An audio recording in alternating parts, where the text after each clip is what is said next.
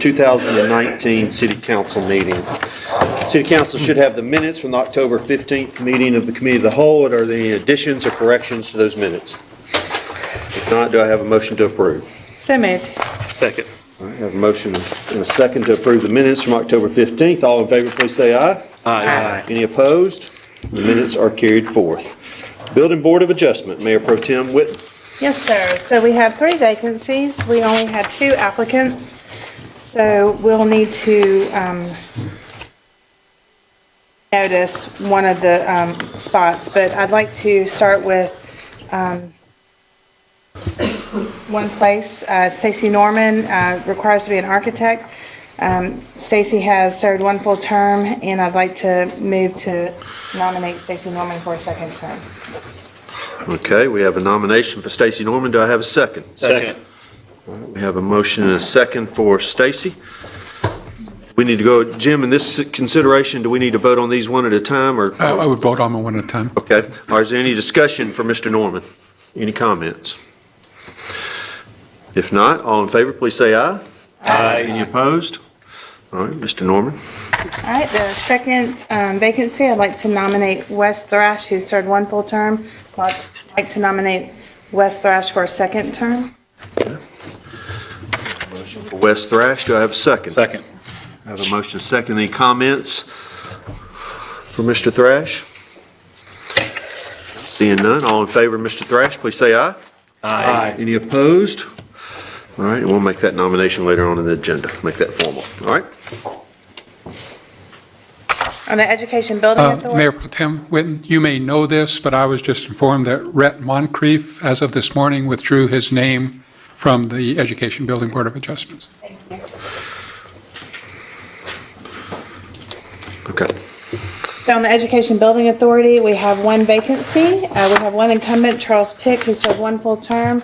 Mr. Pick would like to serve a 2nd term. I nominate Mr. Pick for a 2nd term. Second. Okay, we have a motion and a second. Any comments for Mr. Pick? Any thoughts? Okay, seeing none, all in favor, please say aye. Aye. Any opposed? Then that motion carries forth, and we'll make that official later on in the agenda. Jim, for the 3rd person on the Building Board of Adjustments that we didn't renominate, we'll leave that open and re-advertise that position? We'll need to re-advertise that. It does require, I believe that's an architectural position, so someone has to be an architect. Okay, all right, thank you. All right, questions on the agenda for, excuse me, I have the old agenda, not the adjusted one from last Friday. I apologize for that. Mr. Parsons, discussions of fees. Thank you, Mr. Mayor.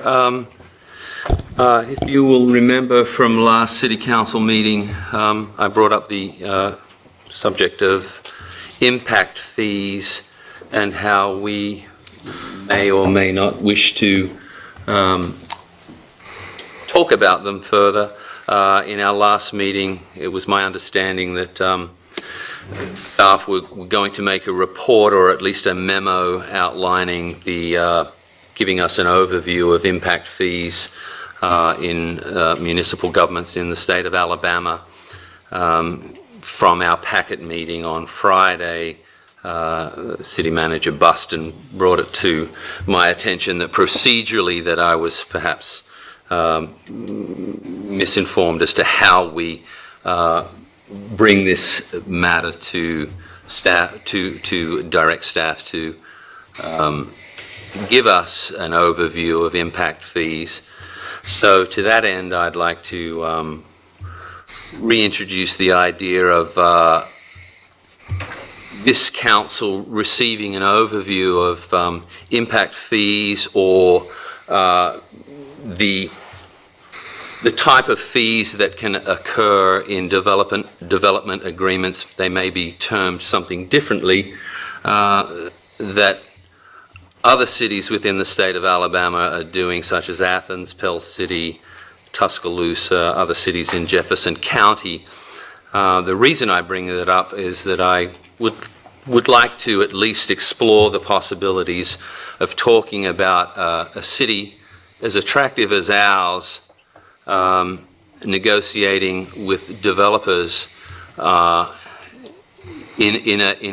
a stronger negotiating position that that returns something to the citizens of our city, be it a more aesthetically pleasing building or monies contributed to the infrastructure of our city or to green space. I think this is an interesting conversation, and I think a city such as Auburn does not necessarily have to say yes to every development that shows up into our city, and that we could possibly talk about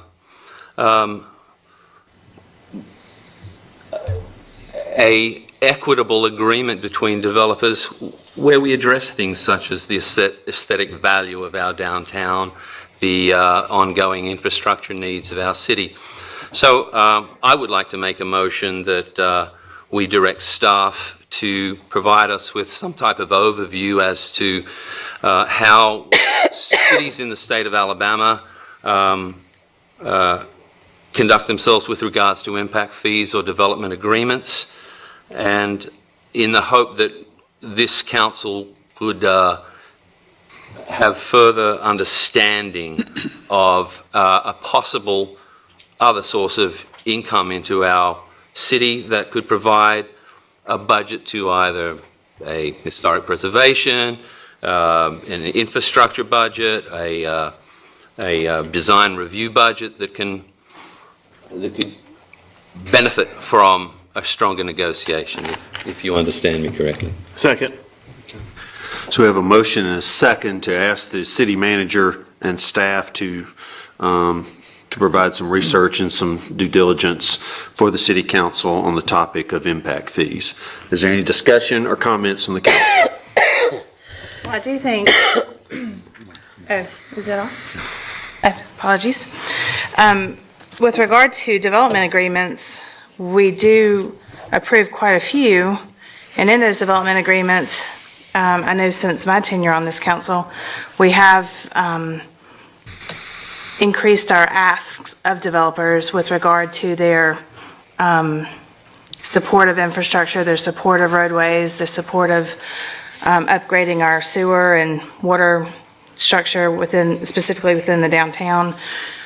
We've implemented a downtown design review committee that has helped with the architectural. So I think I would like to understand further what exactly the wish of your request is. I guess more pointed what your request is, because we currently do approve development agreements where we work with our developers and those who invest in this community to make sure that we are not just giving away the farm. So that is a question That is a for question for Mr. Parsons. Bob, would you like to answer I that? appreciate that. Sure. Mayor Pro Tem. It's probably a mixture of my own newness to this body and my own desire to educate myself as to how we conduct ourselves with regards to the negotiation process between our city and developers who want to build here. I think it's fair to say that in the past, from the public, there has been a concern about the type of structures that are emerging from our downtown area, and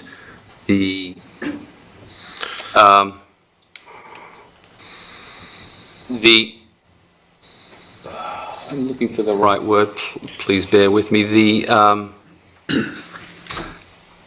what they bring to this city in terms of their aesthetic value, and is it enough just to allow a bunch of buildings to show up here that many of which don't really speak to the existing aesthetics of our city, and to to deliver to the citizens of our city some type of promise that the development that we see going forward is thoughtful and conscientious of what is already existing in our city. And if that means protracted negotiation in terms of providing green space or providing infrastructure support or providing an aesthetically pleasing exterior to the buildings. Those are the questions that I'm interested in, whether or not we are doing that currently, or if there is room for us to strengthen our negotiation position.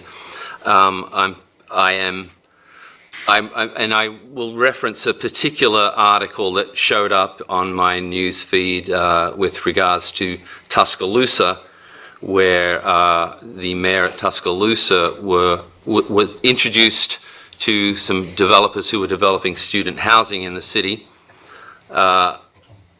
extra fees to accommodate the stresses put upon their sewer system, and to which the developers immediately said, yeah, we can do that. And the mayor's, as I read it, surprised to the fact that developers were anxious to absorb those fees and move on. And if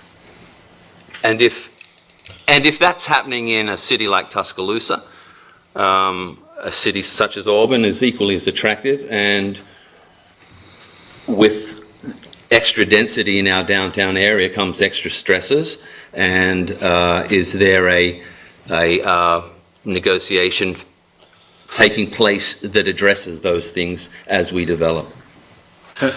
Just so I'm clear, I think reviewing some of the development agreements we've already approved, I was thinking of some sidewalk improvements that were required by the developer to include, and then the Richland, wasn't the Richland intersection, wasn't there some investment up, like downstream investment required in our development agreements?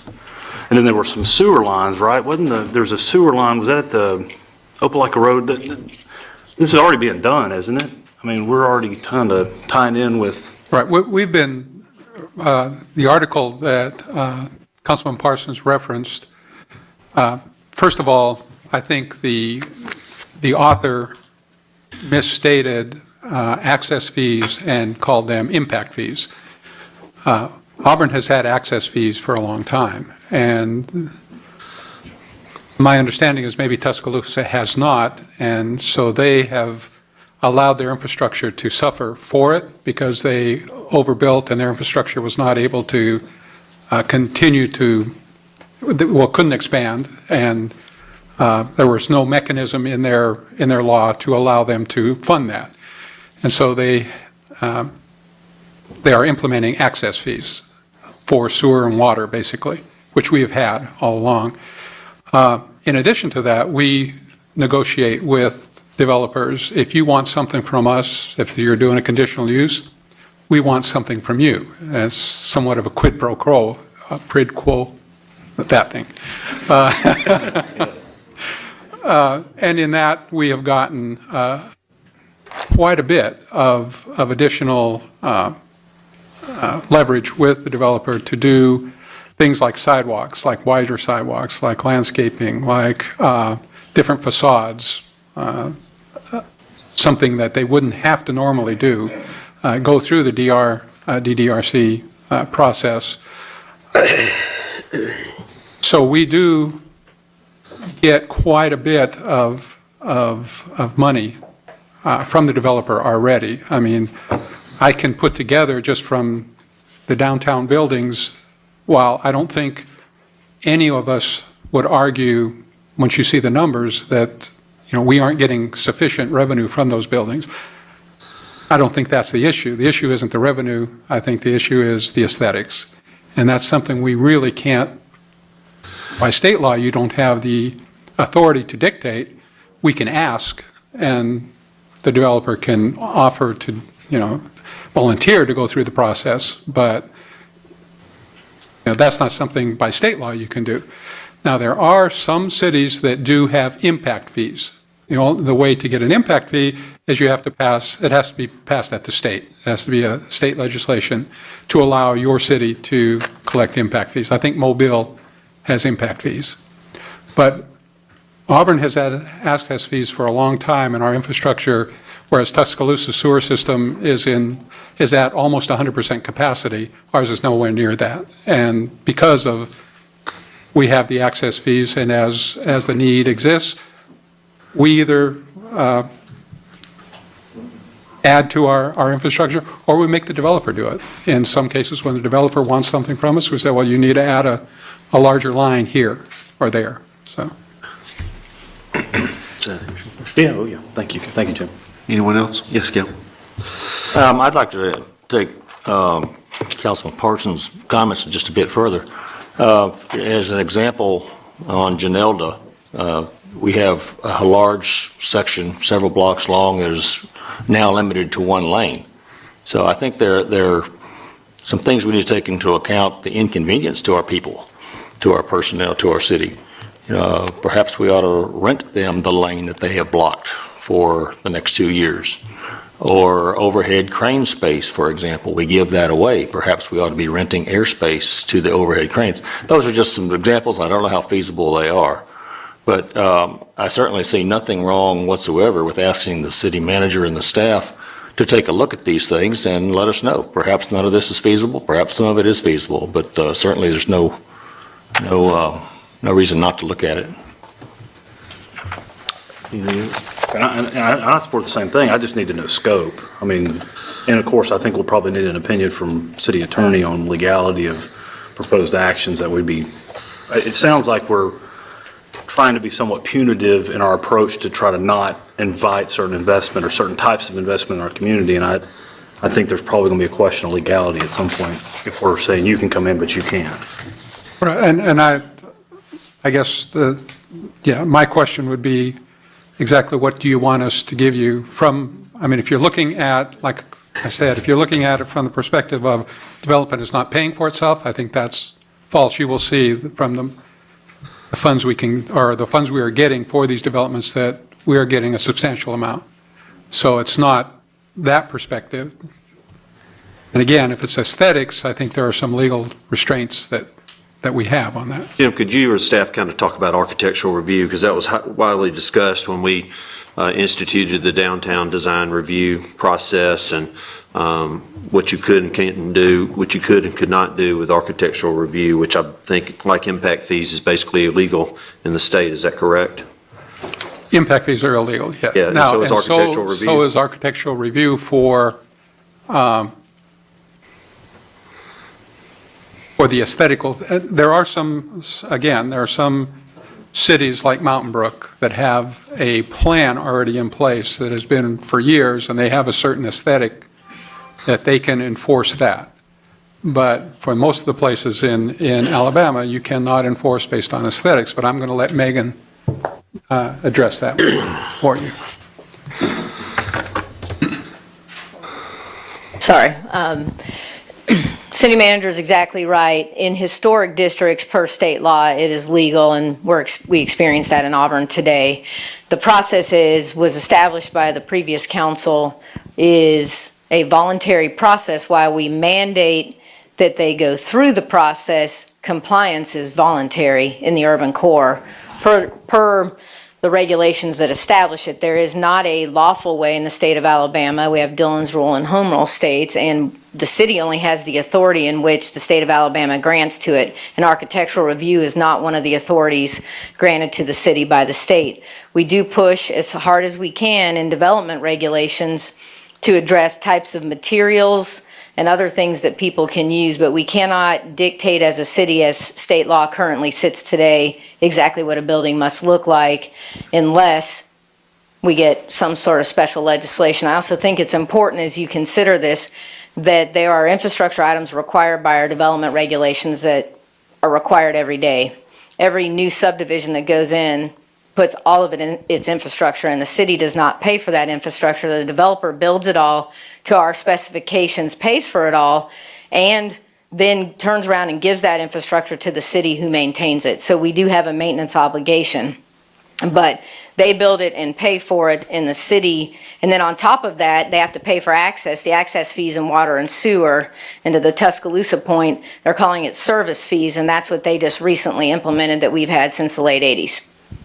So we are way ahead of the game with that. We've been doing this for years and are well poised to handle that. In terms, though, of exactions, that's the other thing that didn't come up that I want to be clear on is some states have legal authority that you can require that somebody dedicate park space, give you school property, do all of these things. We don't have any such authority in Alabama.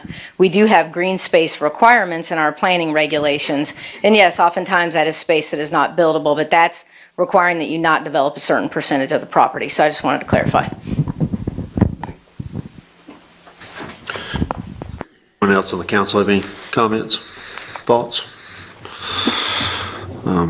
I'm personally very against impact fees. I think they send the wrong message to business, industry, that we are a punitive community. I firmly believe that what our staff does with the development agreements protects us and helps assure that we have the right type of infrastructure and the right type of relationship with people who come to our community that want to do development. Tonight, we were looking at a development agreement, and there is a item in there for a contribution to improve in Donahue Drive. There's a financial number on that we're asking that developer to pay.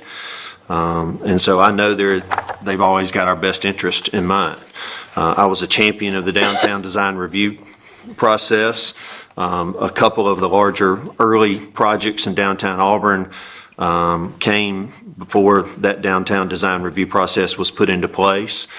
And I believe by and large, since that has happened, even though it has no legal authority, it has delivered a better product for our community than we would have gotten if we did not have that in place. And so I really believe that's as good as we can do under the laws and the rules we're given to work by our state. My opinion, with all due respect to Mr. Parsons, is that our staff would spend many hours researching this and putting together a memo. And after talking to them over the last couple of weeks, I personally don't believe it's the best use of their time. And so I can't support them spending time working on a memo for this. That's my opinion. So, if there's any other thoughts. So at this point in time, we have a motion to ask the staff to do some due diligence and prepare some research and information for the council to consider regarding the subject of impact fees. So all in favor who would like the staff to do that, please say aye. Aye. All right, let's do a hand vote if we can. All in favor of asking the staff to prepare information and research for the council on the topic of impact fees, please raise your hand. Okay. All right. All not in favor, please raise your hand. Okay, so that's 5-4. So Jim will ask you to do some research on that and prepare that for us. And what do you think? Time to be designated in the future to give us a report? We will try to get it by the next meeting, Okay. if not by the first meeting in December. Okay, good, thank you. All right, questions on the agenda? Yes, sir. I have a question on agenda item 10A. In the introduction of that, it specifies that the applicant has requested that it be postponed or withdrawn. I'm not sure the exact wording. Postponed. Okay, so will that item, okay, if the council decides to withdraw that, there will not be a... Postpone it, I'm sorry. I'm sorry, postpone. There will not be a public hearing. Is that a correct assumption? The public hearing has already been held on that item, it's my understanding. So Okay. there's no public hearing on that. You will have to take a vote to decide whether you want to postpone it and to when you want to postpone it. Understand. Okay, so assuming that the council does postpone it, if there are citizens in the audience that want to address this item, they need to do so at the end of the meeting under items that are not on the agenda or during the period when it is on the agenda. I would address it, I'm sorry, Mayor, if you want. No, I was waiting for you to answer that, because I'm interested in your answer. They would need to address the item at the first of the meeting to address items on the agenda, because it is on the agenda. You are deliberating on what you want to do with that item. The recommendation from the applicant is that you postpone it, but they would address it there. My recommendation to those people would be to address the item when it comes up for a vote. If the council plans to postpone it tonight to another date, I would recommend those people come to that meeting to which you've postponed it and address that item then as opposed to now, because you won't, if you postpone it, you won't be voting on it tonight. But that is that's the citizens' option as to when. Absolutely. If they, okay, that's all I wanted to know. Thank you very much. Can't we open it back up for public hearing if we choose to? It's the option of the mayor if he would like to reopen for public discussion. It would not necessarily be a formal public hearing, but he could open for discussion again. I would respectfully request that you would do that, Mayor, hopefully. I think it would be appropriate, Mr. Dawson, when we believe we're going to vote on that, to do that. Right. So, yeah. Okay, any other questions on the agenda? All right. I have Yes, sir. not really a question, but I wanted to see if the council was interested in asking the staff to do a feasibility study on possibly establishing a police precinct on South College Street. I think we're getting big enough, we need a full-time presence of police down there. And I'd like to ask the city manager to look into it with staff and see what it would cost and what all it would involve to do to make that happen. If y'all would agree to do that, I would appreciate it. Mr. Buston, procedurally, Mr. Dawson has made a request for us to consider asking the staff to do a feasibility study. Should this go to the next council meeting, to our committee of the whole? Or is this a determination we can make tonight based on our procedures? If you would want to vote on it tonight, Okay. I think we could do that, as long as we get an official action from the council and it's a formal action. Okay. And it don't have to be at the next committee of the whole. We could do it sometime in December when I know it's going to take probably a little while to prepare it. And whenever you get it ready, you can let us know. Maybe we could put it on the committee of the whole. Tommy, I think what Jim would probably like, and is we'd like some kind of affirmation from the whole council that we'd like him to do that. I don't want to vote to do it the next one, to do it one in the near future. Okay. So what you're saying is you'd like to bring this up in the committee of the whole to discuss this in the near future? Right. Whether we want to ask the staff. I don't think it could be ready in 2 weeks. Okay. So I just want to make clear I'm understanding you. I know we're getting into the weeds here, but I think it's important. In 2 weeks, we can set time in the committee of the whole to discuss asking the staff to put together a feasibility study on a precinct in Right. South If Hall. everybody's in agreement to ask. Okay. Is the council in agreement that we'll set some time at the committee of the whole in 2 weeks to do that? Is everybody okay with that, to talk about this? A feasibility study? I guess I'm still confused procedurally why we can't just ask them today. It doesn't have to provide it next council, provide it when it's ready. Instead of waiting another 2 weeks and then asking them, and then they start all over again 2 weeks from now. Well, we've had no discussion about it, and we're asking the staff to go through and spend some time on our behalf to do some research and do some discussion. So Mayor, again, if you all procedurally want to do it, I would just ask that Councilman Dawson make a motion, someone second, you all vote. Okay, that'd be And then fine. we'll do it. All right, then we'll do that. All right. Make a motion that we ask for a feasibility study to be presented to the council at sometime in the near future. Not necessarily in the next 2 weeks, but in the next, sometime at one of the meetings in December. Second. We have a motion, second. Any discussion or questions on that? All right, seeing none, all in favor, please say aye. Aye. Any opposed? Okay, so we'll ask the staff to work on that. Thank you. Yes, sir, thank you. All right, any other questions on the agenda? Seeing none, do I have a move to adjourn? So moved. Committee of the whole is adjourned. We're good.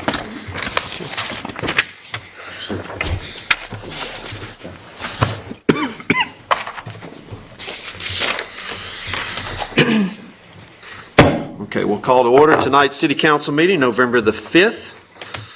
Welcome everybody here tonight. Caitlin? Dawson, Here. Dixon, Here. Griswold, Here. Cody, Parsons, Here. Smith, Present. Taylor, Here. Witten, Here. Anders. Here. Before we rise to recite the Pledge of Allegiance and have a moment of silence, I would encourage everybody during your moment of silence, if you'd please remember the young lady who is currently missing in our community. There's been a prayer vigil for her, I think on campus and then at a local church last night. But certainly this is something heavy on our heart, and I'd ask you to pray for her and pray for her family and pray for our public safety people as we try to uncover what's going on. All right, so please stand up for the Pledge of Allegiance.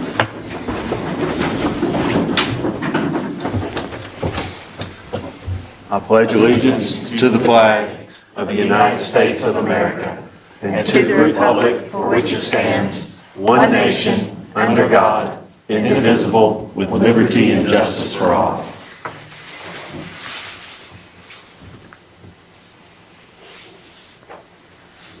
Please be seated.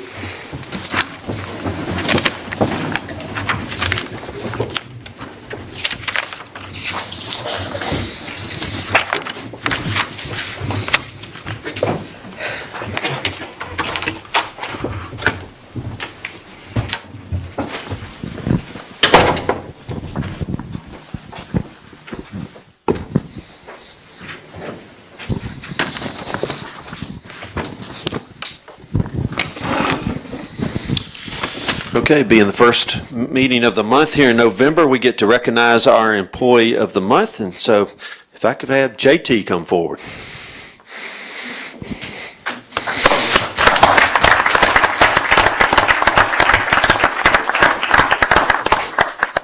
This is a memo from Water Resource Management Director Eric Carson through Megan McGowan Crouch to Jim Buston for our Employee of the Month.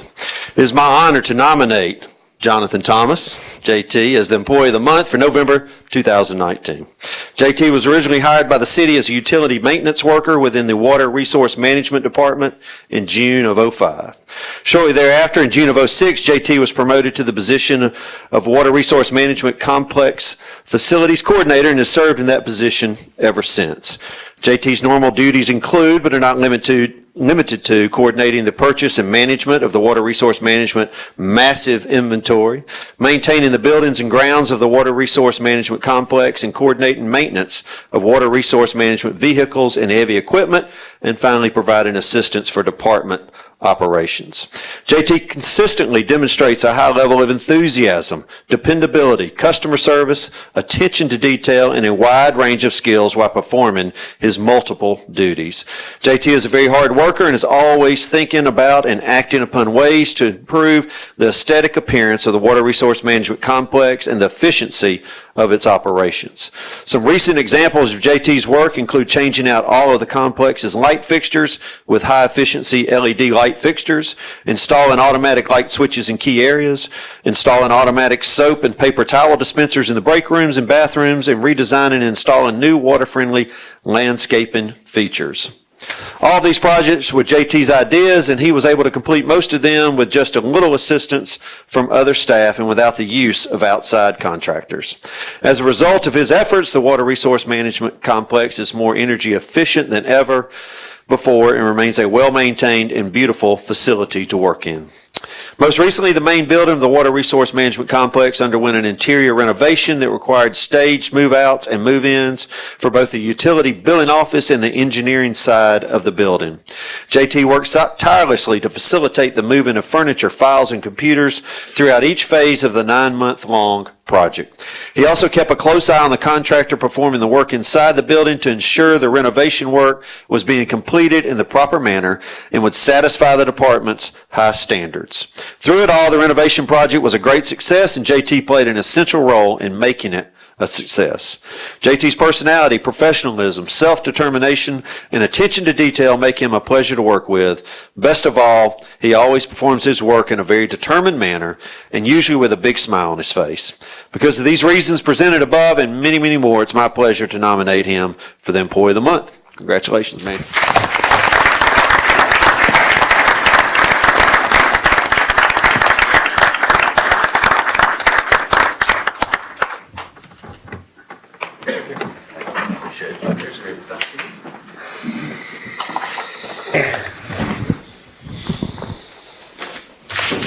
Okay, we also have a number of service awards from Environmental Services Department, 15 years, Daryl Aldridge.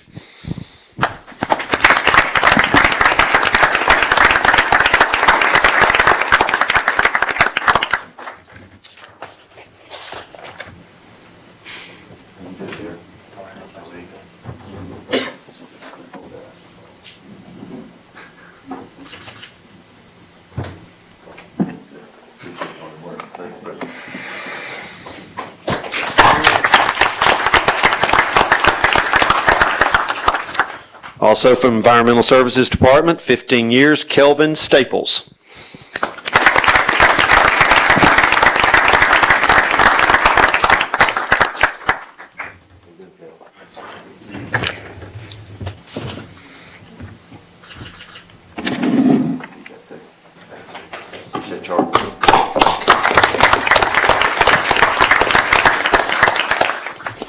From the Finance Department, 20 years, Steve Hicks.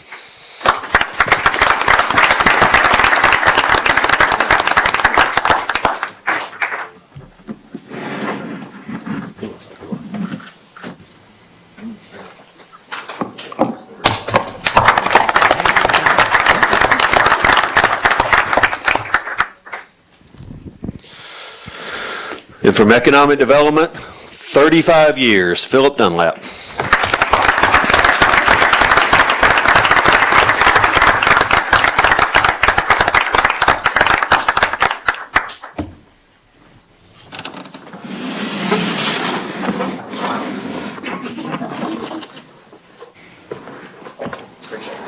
Mayor, if I briefly, I'd like to say how much I appreciate Philip personally as a citizen of Auburn, what you have done for Auburn over the years, worked together with you for a long time. I know how hard you work at your job and the late hours you keep, and I want you to know it doesn't go unnoticed as a citizen, more so as a council person. I appreciate what you've done for this city, and I hope you'll continue to do in the future.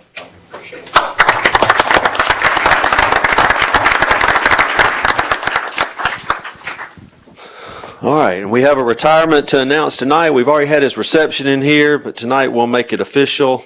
And what a great, great guy. He's added so much to our community. He's meant so much to the citizens of this community. He's gone about his job the right way for 26 years. So retiring from the Public Safety Department, Police Division, Kenny Frazier.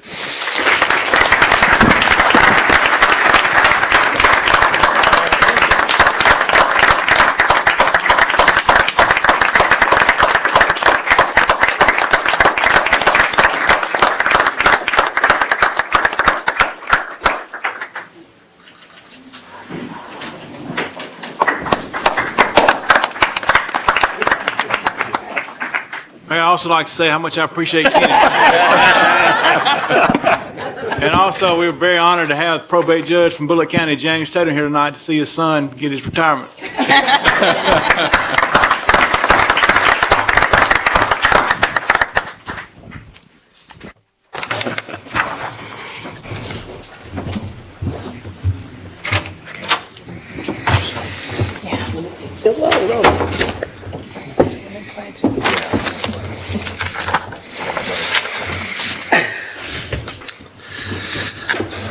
Thank you to all those employees. Those were 15 years and 20 years and 35 years and 26 years in public safety, and that says a lot about your community when those kind of people are willing to work for you and work for your city for that long. And that means the leadership in their departments must be well respected and doing a good job, and we're thankful to have those kind of people who want to spend that much time working for us, the citizens.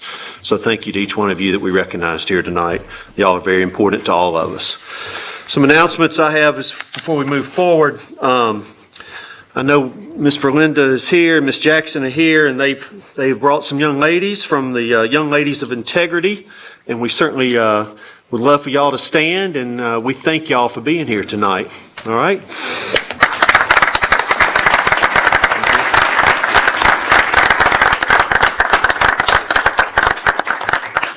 Y'all have anything to say to us? We'd love for you to come forward. Yeah, please, right there. To Mayor Anders and City Council members, tonight we, Young Ladies of Integrity, are here to express our thanks to the Honorable Councilwoman Beth Whitten. On behalf of the Young Ladies of Integrity, I bring you, Councilwoman Whitten, greetings to publicly thank you for the awesome support that you have shown us. Your recent unselfish kindness, compassion, and contributions helped us to have an awesome, memorable time in Orlando this summer.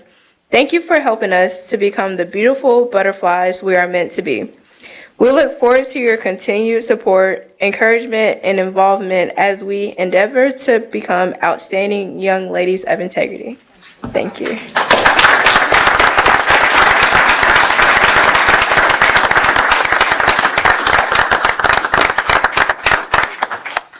Well, that's very sweet and not necessary, but thank you for each of you. I will say I got to get to know this group because one of my first tasks as Mayor Pro Tem was to come to their graduation last year.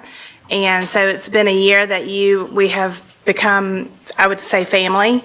And it was really a moving experience to be at your graduation a year ago. And so between Miss White and Sarita and her young ladies, it's just been a great journey. And it's been my pleasure to be a part of your journey and to watch you grow and to be young ladies of this community. And I appreciate you more than you know. And thank you for this gesture. Thank you. Thank you.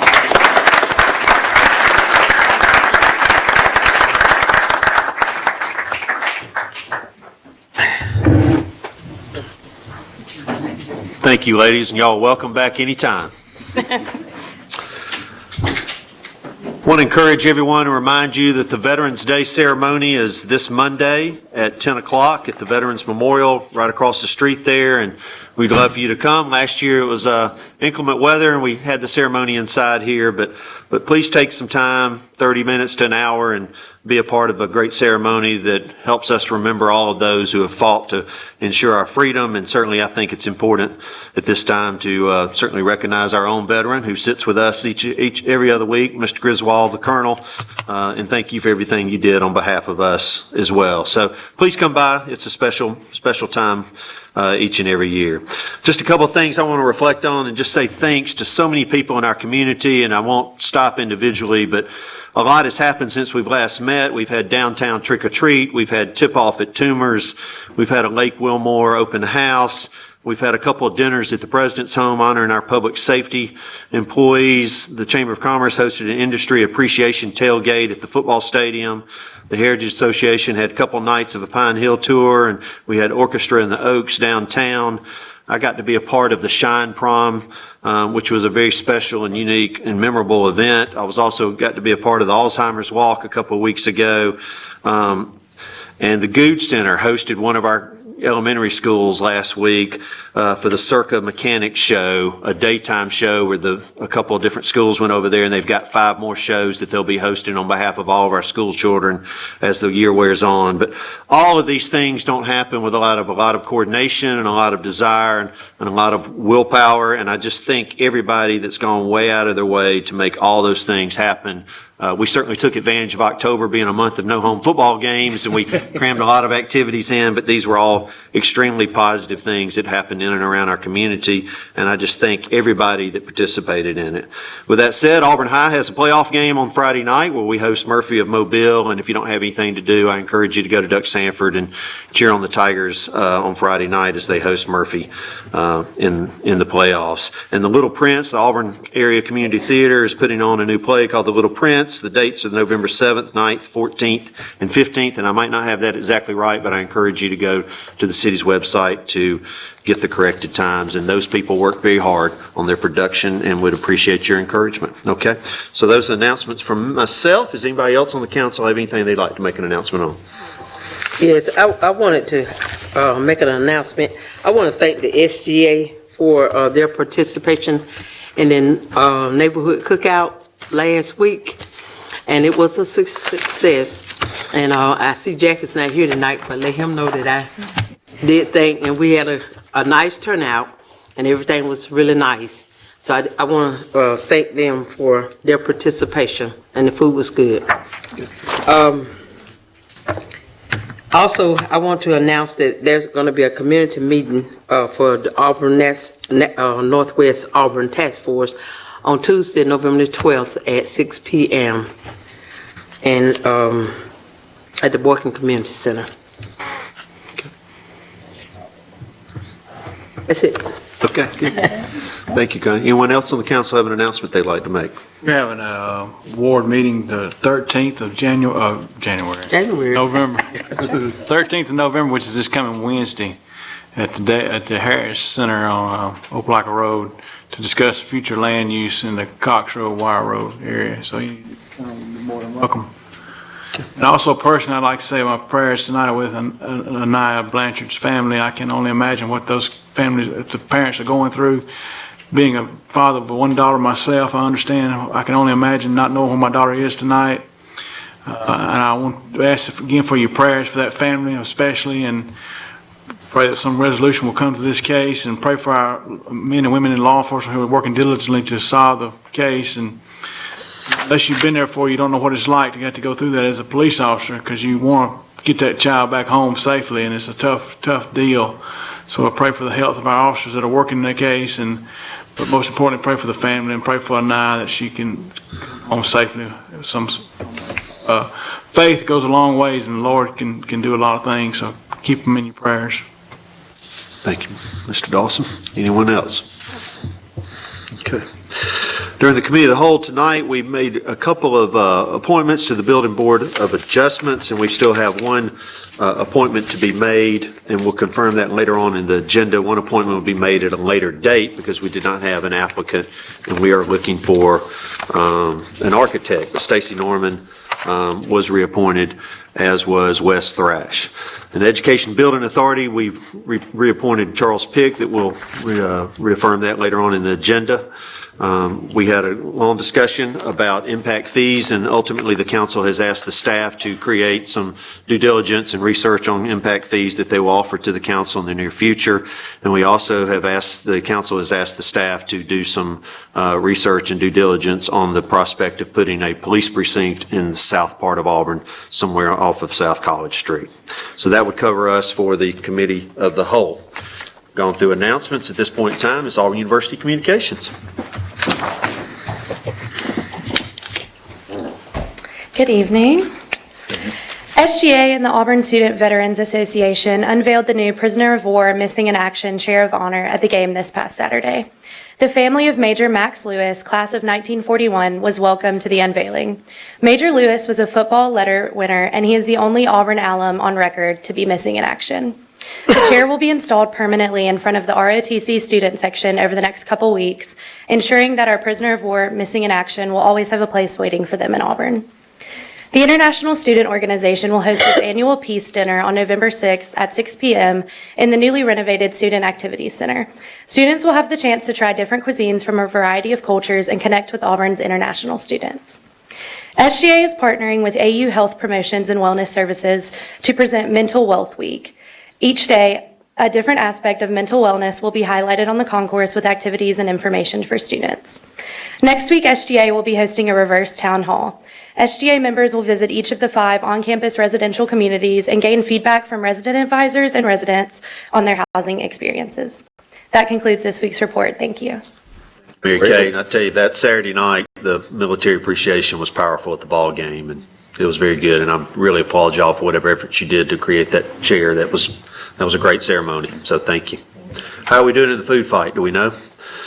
I think we're doing really well. There's Good. also another announcement that I could have included is that we are getting really close to Alabama, and that we've started a couple new initiatives to where students can not only donate money to Lee County through the Beat Bama Food Drive, but also to Auburn students who are food insecure as well. So we're really proud of that. Good. Still got time to participate. We encourage everyone to do that. Thank you very much. All right, at this point in time is an opportunity for the citizens to address the council on agenda items. If you were here for the Committee of the Whole, we do have an item on our agenda later on tonight that the applicant has asked for this to be postponed for another couple of weeks. At this point in time, I can't tell you what the council will do with that in a few minutes when we get to it. But I would say to you that I think there's a good chance if you wanted to speak or save your words for another time, you can do that.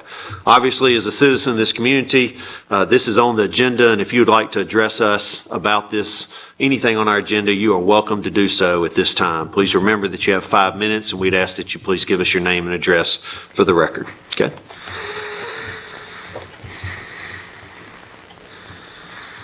Okay. Seeing no one, we'll move ahead. City Manager's Communications.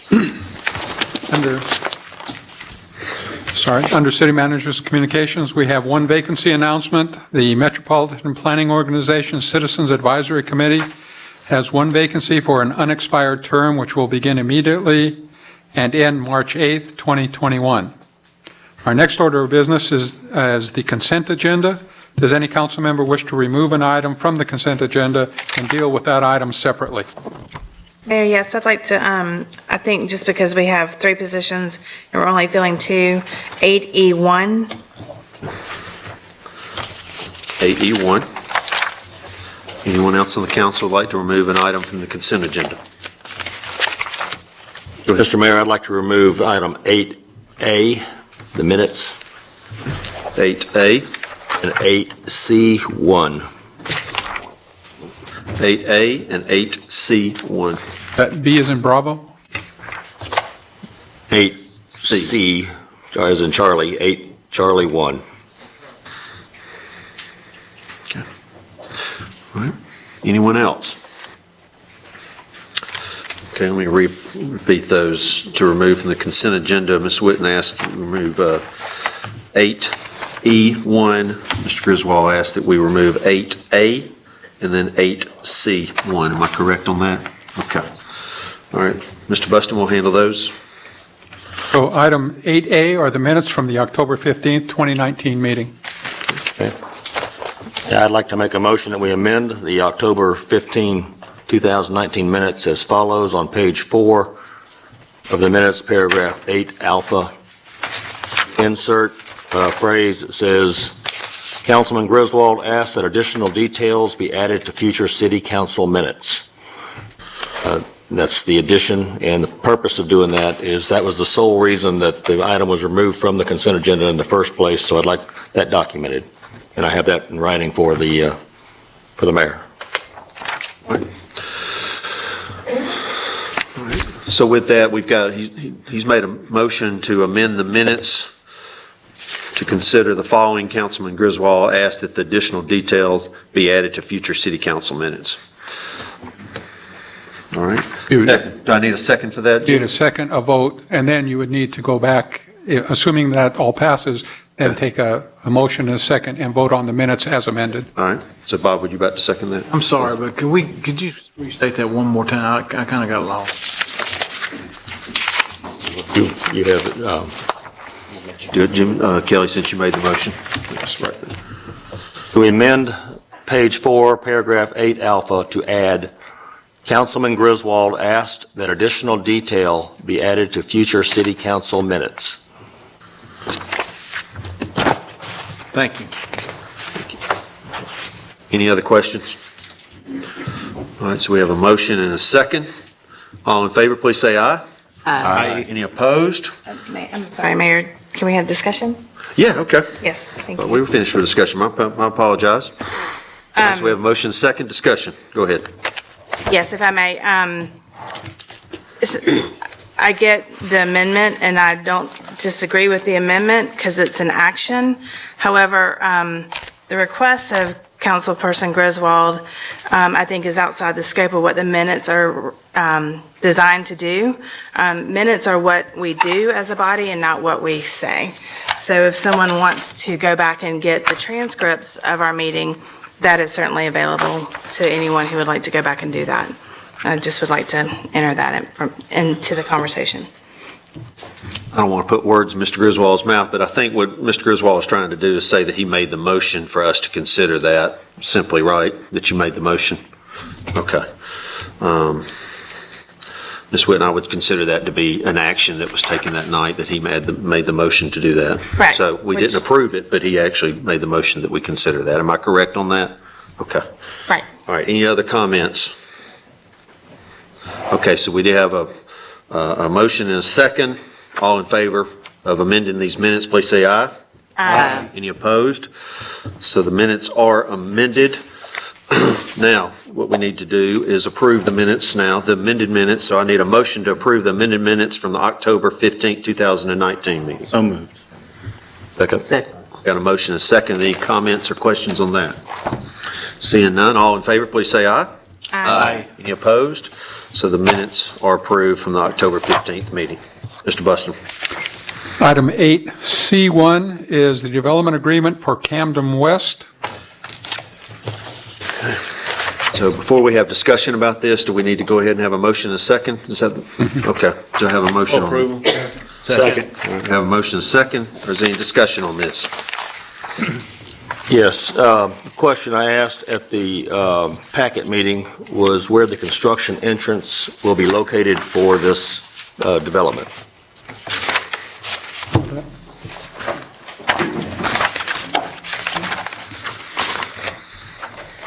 I'll have our city engineer speak to this real quickly, but we do end up with subdivisions that have no access to another right-of-way other than going through existing subdivision roads, and we've got a very steep slope issue on this one.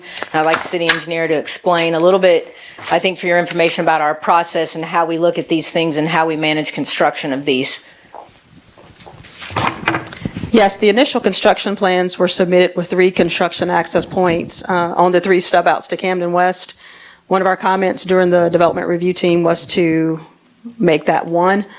We have not received the final plans back yet, but we do anticipate only 1 construction access onto one of the existing stub outs into the development. Yes, stub outs into the existing Camden Ridge. Yes.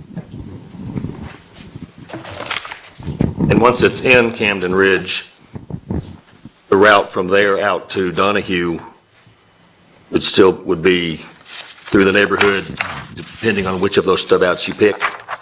I anticipate the traffic to go north to Miss James Road to Donahue, not through, it is not our desire for them to go through Camden Ridge and come out, say, Crescent to Donahue. Okay. All right, great, thanks. Any other questions? Okay, we have a motion and a second. All in favor, please say aye. Aye. Any opposed? That motion carries. Item 8E1 are 3 positions opened for the Building Board of Adjustments for a term that begins immediately and ends November 2nd, 2023. I would just like to move that we amend the language to say 2 positions, terms beginning immediately and end November 2nd, 2023. Second. All right. So we have a motion and a second to amend the language to say 2 positions as opposed to 3. Okay? Any other questions or comments from the council? So we have a motion and a second. All in favor of this amended motion, please say aye. Aye. Any opposed? So that carries. Does that suffice, Jim? Okay. All right. Now you would need to just approve the appointees that you previously did. Okay, so we need to do that because we pulled this off the agenda? Okay. All right. I move to approve the 2 positions that we've appointed for Building Board of Adjustments and Appeals. Second. All right. Do we need to include those names? I mean, we will include them. You'll if you include don't- those? You don't have to say that for the record. All right, sorry. We'll just assume you said them. So we have a motion and a second to approve the 2 reappointments to the Building Board of Adjustments and Appeals. All in favor, please say aye. Aye. Any opposed? All right, that is formally done. Thank you. All right, now do I have a motion to approve the rest of the consent agenda? So moved. Second. Second. I have a motion and a second to approve the consent agenda. Any other questions? Seeing none, all in favor, please say aye. Aye. Any opposed? That motion carries. Mayor, under ordinances this evening, we have item 9A, authorizing the severe weather preparedness tax holiday for Friday, February 21st through Sunday, February 23rd. I'll introduce the ordinance and ask for unanimous consent. Second. I have a motion and a second. Does anyone on the council have a problem moving forward with a vote on this evening? Seeing none, are there any questions? All right, Caitlin? Dawson, Yes, ma'am. Dixon, Yes. Griswold, Yes, ma'am. Cody, Yes, ma'am. Parsons, Yes. Smith, Yes, ma'am. Taylor, Yes. Witten, Yes. Anders. Yes. Under resolutions this evening, we have item 10A, Travis Gamble seeking conditional use approval for a private dormitory on property located at 355 Armstrong Street. This item was postponed from the October 15th, 2019 regular meeting.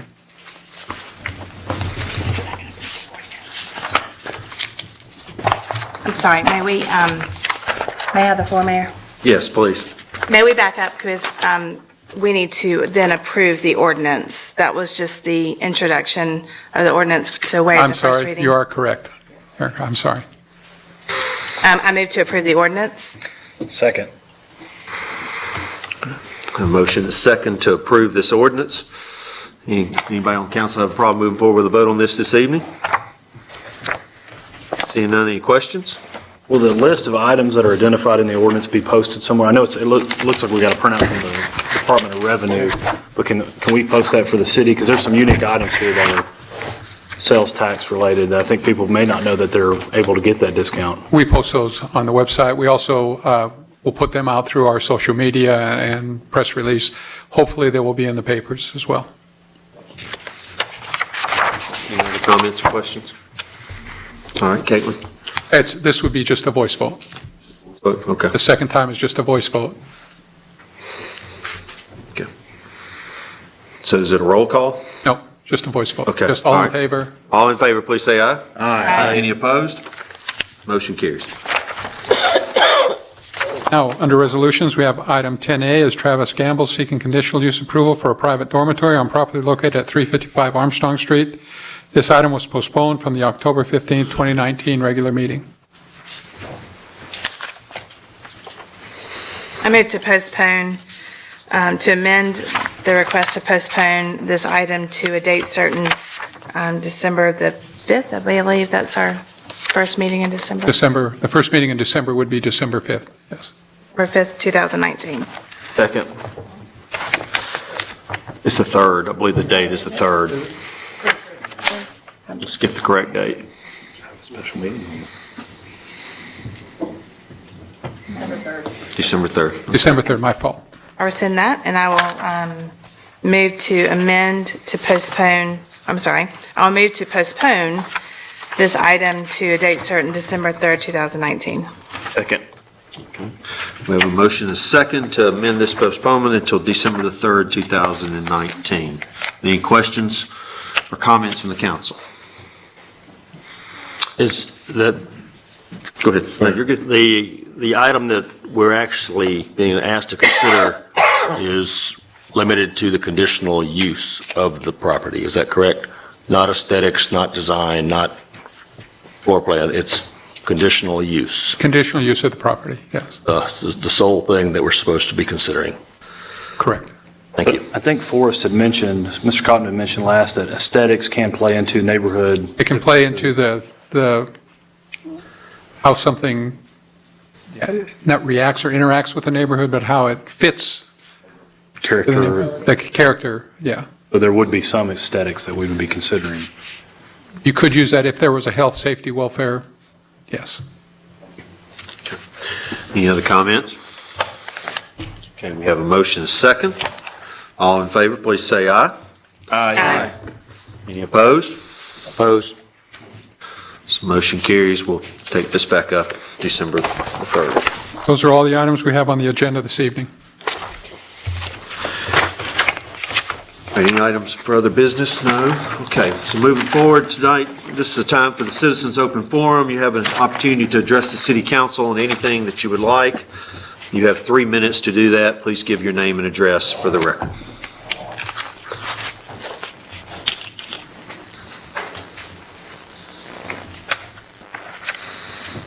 Mayor Andrews, ladies and gentlemen of the council, Herbert Walter DeMar Jr., 412 Opelika Road, Apartment 111.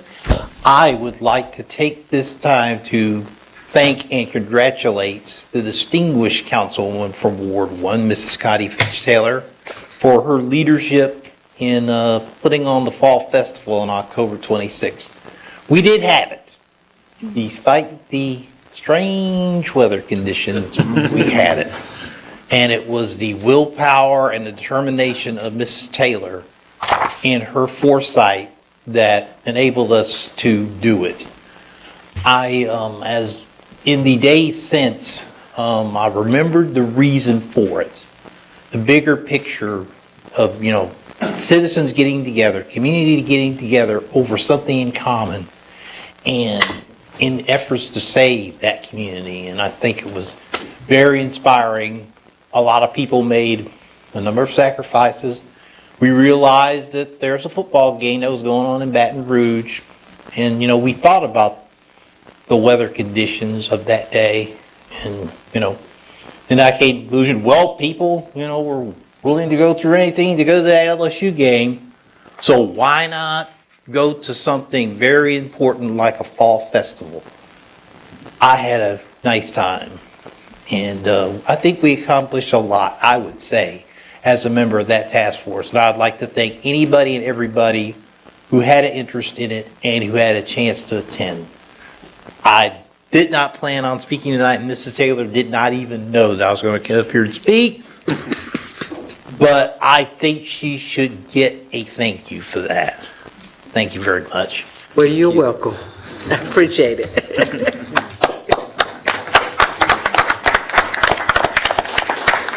I couldn't agree more. My boys loved riding the horses on that afternoon, and thank you so much for hosting that, Connie. I thank y'all for coming out too. And I also want to tell Jack, I thank him for his participation, and thank you, Kelly, since we're giving out thank yous tonight.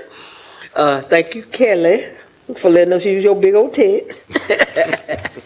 So I appreciate everybody, and we did have a good time.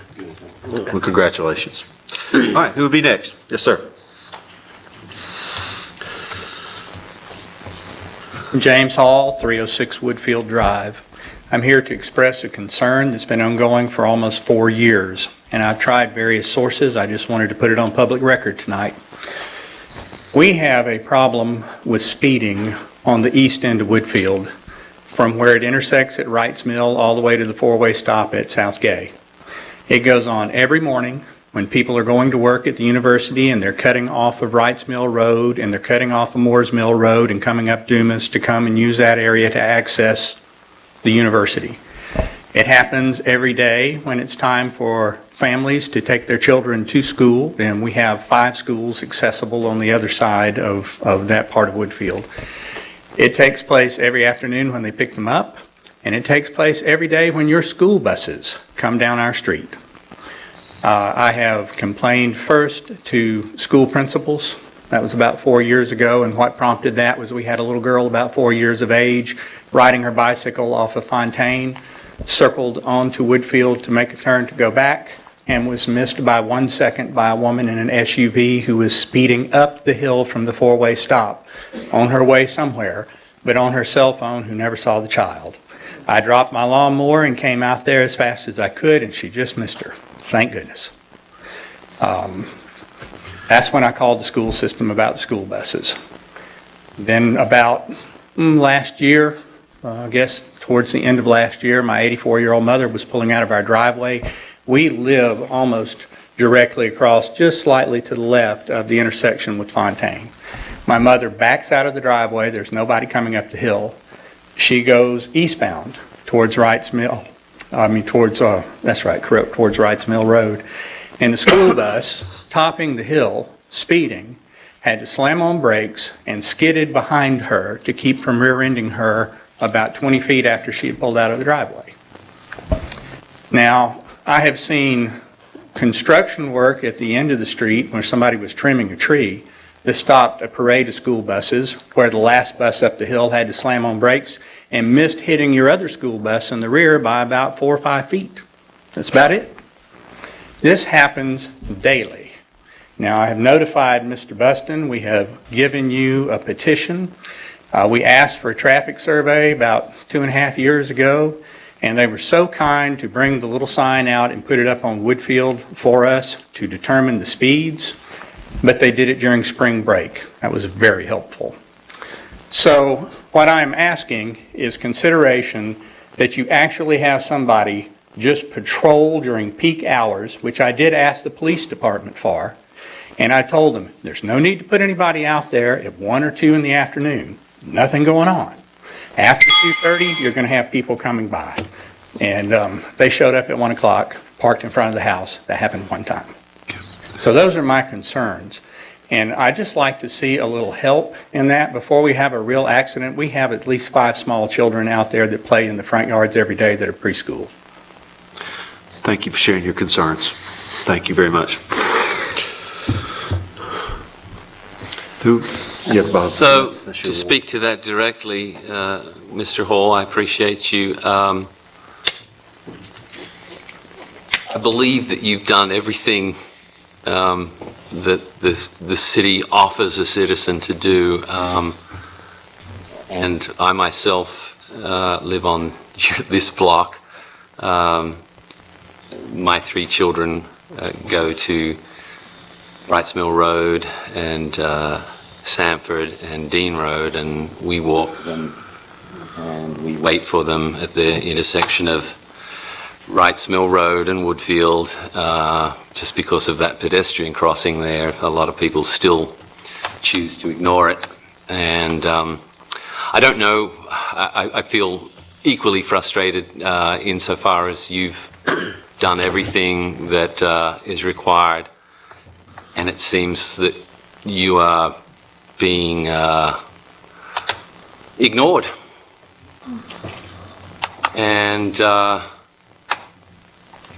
I would, it's my understanding that a petition has value in above and beyond traffic studies, but I'm yet to see any response to that petition, which myself and my wife did sign, and I appreciate you doing that work.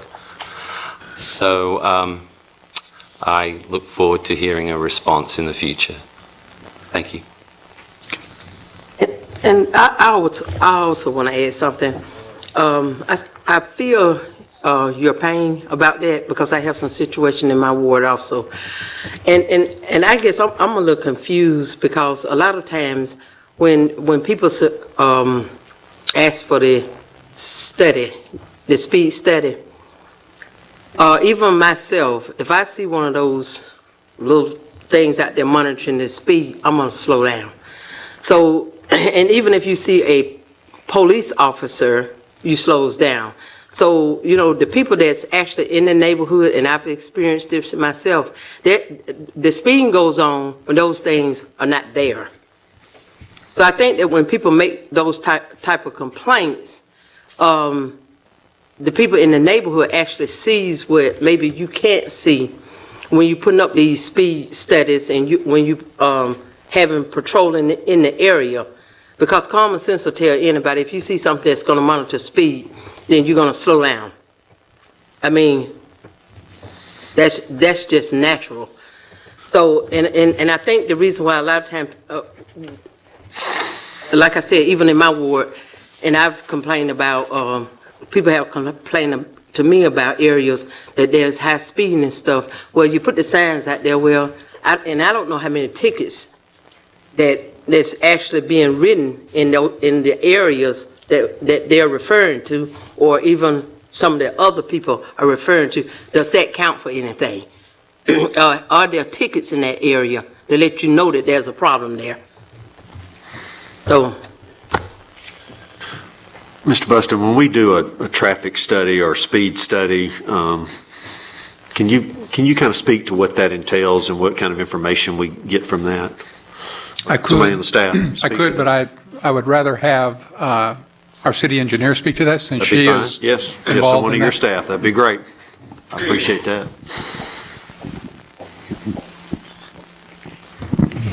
Yes, when we do a speed study, we put what you see, the little tubes across the street. We're counting the vehicle axles as well as the speeds. The Your Speed Is device that Ms. Taylor was talking about is just something to alert drivers of their speed.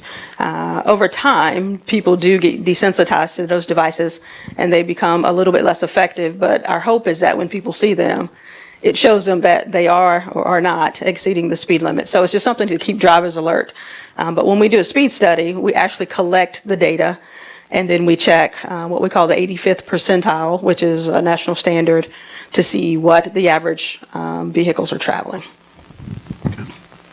So have we done that for Woodfield Drive? I was looking back at some notes to see if we've actually completed that study. If we haven't completed it, it's on our list to do.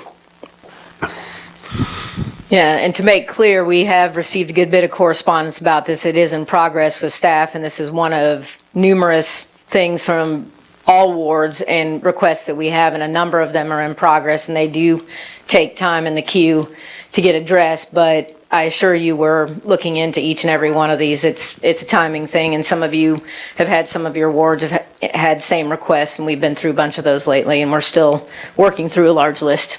You not have traffic calming devices on that street? Traffic calming, no, it's a, Other side of Woodfield. On the other side. other side of Woodfield does, yes, sir. And it for somebody else.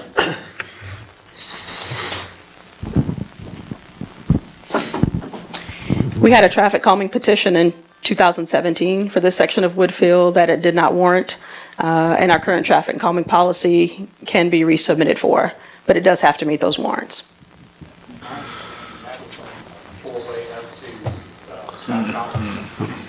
So- Okay, well, we can get a new petition. If you would like to submit a new petition, we can evaluate that.